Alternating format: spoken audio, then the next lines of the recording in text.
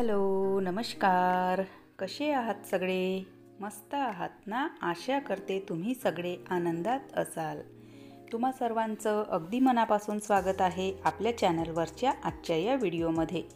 तर सकाळचे वाजलेले आहेत 6 आणि 6 वाजेपासून मी केली आहे माझ्या व्हिडिओला सुरुवात.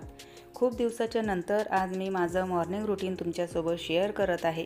कारण सध्या बघा आता ना म्हणजे पूजा पाठ, गौरी, गणपती असं काय काय चालू आहे. तर सध्या त्याच्याशीच रिलेटेड व्हिडिओ तुमच्यापर्यंत येत आहेत. तर म्हटलं चला आज ना तुमच्यासोबत मॉर्निंग रुटीन शेअर करूया. घरी गणपती बाप्पांचं आगमन झालेलं आहे. 10 दिवसाचे गणपती बाप्पा असतात आणि या दरम्यान माझं मॉर्निंग रुटीन कशा प्रकारे असते तर तेच मी आज तुमच्यासोबत शेअर करणार आहे. तर सकाळी 6ला झोपून उठली कारण रात्री झोपायला ना थोडासा उशीर होतो. म्हणजे 11:30-12 वाजतात. त्यामुळे मग झोपून उठायला थोडासा उशीरच होतो. म्हणजे 6च्या दरम्यान सध्याच्या याच्यात तरी मी झोपून उठून जाते. आणि सकाळी सकाळी टिफिनची तेवढी काही घाई नसते कारण मिस्टर उशिरा जातात आणि मुलांच्या शाळा ऑलरेडी उशिराच असतात. त्यामुळे मग सकाळी सकाळी सध्या तरी टिफिनची घाई नसते. तर दिवसाची सुरुवात केली आहे कोमट पाण्यापासून. म्हणजे रोजच सकाळी उठल्या उठल्या 1 ग्लास कोमट पाणी मी पिते आणि त्यानंतर मग माझ्या कामांना सुरुवात करते. तर सगळ्यात आधी बघा झाडांना ना पाणी घालून घेतलं आणि त्यांना स्प्रे करून घेते. कारण सध्याचं रुटीन ना खूप असं बिझी आहे. म्हणजे सकाळी सकाळी पूजा, आरती, स्वयंपाक हे ते काय काय असं आपलं चालू असतं. तर त्यामुळे मग झाडांकडे काही तेवढं व्यवस्थित लक्ष द्यायला वेळ मिळत नाही. तर आज म्हटलं आधी ना झाडांना म्हणजे पाणी घालून घेते आणि स्प्रे करून घेते. पाणी तर रोजच्यासारखं म्हणजे जसा वेळ मिळेल त्या वेळेला मी झाडांना पाणी टाकते. पण स्प्रे वगैरे ना खूप दिवसाचा केला नव्हता. तर झाडांवर ना खूप अशी धूळ साचलेली. तर म्हणून मग आधी ना स्प्रे करून घेतला. आणि घरी बघा सगळे म्हणजे झोपलेलेच आहेत अजून. आणि सध्याच्या दरम्यान बघा आमचं सगळ्यांचं जे झोपणं आहे तर ते हॉलमध्ये असतं. म्हणजे जिथे गणपती बाप्पा बसलेले आहेत त्यांच्यासमोर मस्त छान अशा गाद्या वगैरे टाकून आम्ही तिथेच सगळे झोपतो. तर त्यामुळे म्हणजे झाडात वगैरे काढण्यासाठी जमलं नसतं. तर म्हणून मग मी आधी माझ्यासाठी चहा ठेवला आणि चहा शिजत आहे तोपर्यंत जे रात्री घासलेले भांडे होते तर ते आधी याला रॅकला जमवून घेते. कारण बघा ते भांडे तिथे असेल ना तर एकतर ना खूप अशी अडचण होते आणि दुसरी गोष्ट म्हणजे स्वयंपाकासाठी एक एक भांडं त्या टोपल्यामधून काढावं लागतं. आणि सोबतच पुन्हा मग आता थोड्या वेळामध्ये सगळ्यांचे टिफिन जातील. म्हणजे 9-9:30च्या दरम्यान सगळ्यांचे टिफिन जातात. तर त्यामुळे मग टिफिनसुद्धा त्या याच्यामधून काढावे लागतात. तर म्हणून मग चहा शिजेपर्यंत ना आधी बास्केट जमवून घेतली भांड्यांची आणि चहा घेतला. आणि त्यानंतर बघा सगळे बेड वगैरे जमवून घेते आणि जोही पसारा इकडे तिकडे पसरलेला असतो तर तो सगळा पसारा आवरसावर करून घेते. कारण आता झाडत काढायचं आहे. म्हणजे मुलंसुद्धा उठलेले आहेत आणि बाहेर ज्या गाद्या मी टाकलेल्या होत्या तर त्या गाद्या त्यांच्या जागी म्हणजे बेडवर आणून टाकलेल्या. तर सगळे बेड जमवून घेतले आणि त्यानंतर झाडत वगैरे काढून घेते. झाडत काढून झालं की त्यानंतर मग फरशी पुसायची. आणि म्हणजे सध्याचं जे रुटीन आहे तर ते बघा उठल्याना आधी सकाळी साफसफाई करून घ्यायची. त्यानंतर मग आंघोळ करायची आणि नंतर मग स्वयंपाक पाणी करायचा. तर असं रुटीन आहे सध्याचं. तर सगळं झाडत काढून घेतलं आणि बाहेर जो उंबरठा आहे तर आधी उंबरठाना कपड्याने पुसून घेते. म्हणजे जी मोपिंग बास्केट आहे तर त्याच्याने उंबरठा पुसत नाही. कारण उंबरठ्यावर ना हळदीचं लेपन झालेलं असतं. तर हा जो मोप आहे तर तो ना मग सगळा असा पिवळा होतो. तर त्यामुळे कपड्यानेच मी उंबरठा पुसून घेते. आणि फरशी वगैरे पुसून घेतली आणि त्यानंतर आंघोळ वगैरे करून मी तुमच्याशी भेटते आता. तर स्वयंपाकाला सुरुवात केली आणि बाहेर बघा अचानक ना इतका जोरदार पाऊस सुरू झाला. म्हणजे बघा पावसाचे दिवस जे आहे तर ते ऑलमोस्ट संपत आलेले आहेत. म्हणजे गणपतीच्या दरम्यान तरी पाऊस नाहीच्या बरोबरच असतो. पण सध्या आता ना रोजच्या सारखा पाऊस येतोय. तर चला असो, स्वयंपाकाला केलेली आहे सुरुवात. तर आज बघा जे काटवल असतात आता त्याला काय म्हणतात माहिती नाही तुमच्या इकडे, पण आमच्या इकडे तर काटवलच म्हणतात. बरेच लोक त्याला करोटे असा काहीतरी म्हणतात. तर ते आज मी बनवणार आहे. आणि ही जी भाजी आहे तर ही मी पहिल्यांदाच बनवत आहे. म्हणजे मार्केटला गेल्याच्या नंतर ही भाजी जी आहे तर ती मी कधीच आणत नाही. तर ती आज बनवणार आहे. कारण काल मिस्टर गेलेले होते मार्केटला तर त्यांनी हे आणलेले. तर त्याचीच भाजी आज मी बनवणार आहे.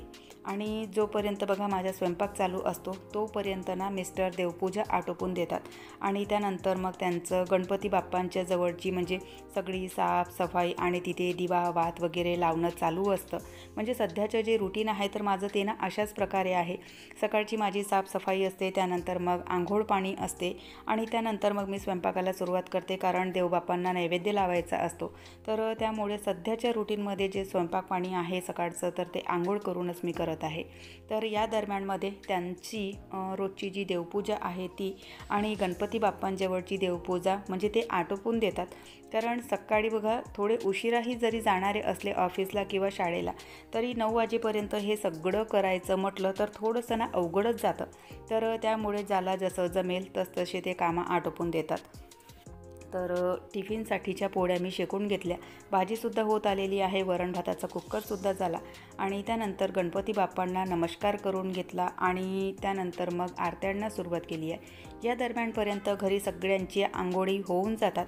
म्हणजे किट्टू, सानू, माझे सासूबाई, मिस्टर, मी, तर आमच्या सगळ्यांच्या आंघोळी होऊन जातात या दरम्यानपर्यंत. आणि सकाळच्या आरतीमध्ये बघा मुलंसुद्धा हजर असतात. म्हणजे इतक्या लवकर आरती होते, सकाळी 8 साडेआठच्या दरम्यान आरती होते, पण त्यावेळेपर्यंत मुलंसुद्धा आंघोळ पाणी करून तयार झालेले असतात. आणि किट्टू तर डायरेक्ट बघा शाळेचा युनिफॉर्मच घालून तयार होते, कारण थोड्या वेळामध्ये मग तिला शाळेला जायचं असते. तर आरती आटोपली की त्याच्यानंतर मग यांचा जो टिफिन आहे तर तो मी पॅक करून घेतला.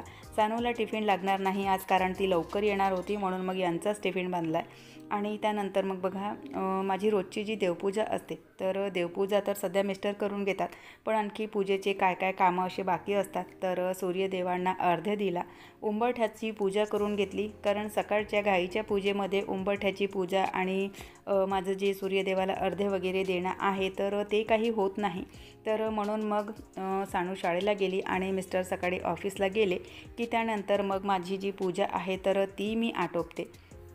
आणि त्यानंतर बघा किट्टूला नाश्ता द्यायचा बाकी राहतो, कारण तिला उठल्या म्हणजे उठल्याच्या लगेच नंतर तिला ना दूध हवं असतं. पण सध्या बघा ती उठली, आंघोळ झाली की लगेच आरतीला येते, तर त्यामुळे मग तिला दूध जे आहे तर ते उशिरा दिलं आणि रोजचं सध्याचं रुटीन असंच असतं.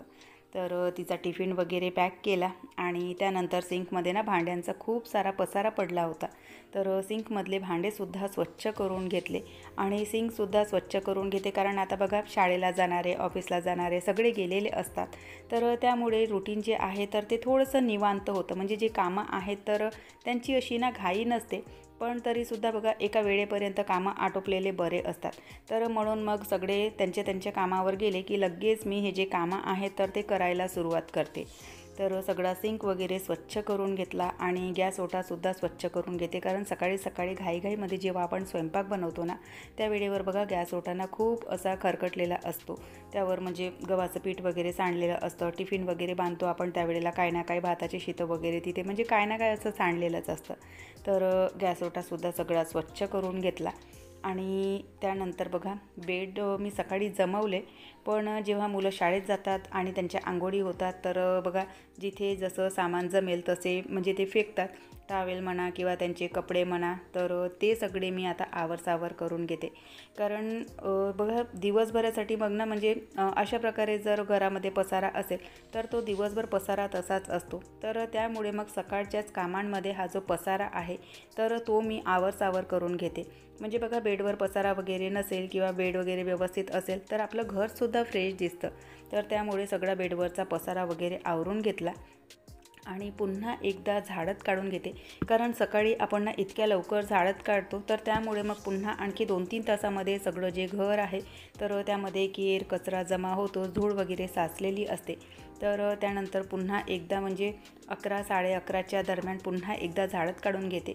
याच दरम्यान कपडे मी मशीनला लावलेले होते तर कपडेसुद्धा सुकवून घेते. तर असं असतं माझं सध्याच्या याच्यातलं मॉर्निंग रुटीन. तर चला व्हिडिओ इथेच संपवते. आशा करते तुम्हाला आवडला असेल. व्हिडिओ कुठे जरी आवडला असेल तर लाईक करा, चॅनलवर नवीन आले असाल तर सबस्क्राईब करा, घंटीचं बटनसुद्धा दाबा, जेणेकरून माझ्या येणाऱ्या व्हिडिओचं नोटिफिकेशन तुम्हाला असंच मिळत राहील. चला तर मग भेटूया आपण नंतरच्या व्हिडिओसोबत. बाय. हर हर महादेव.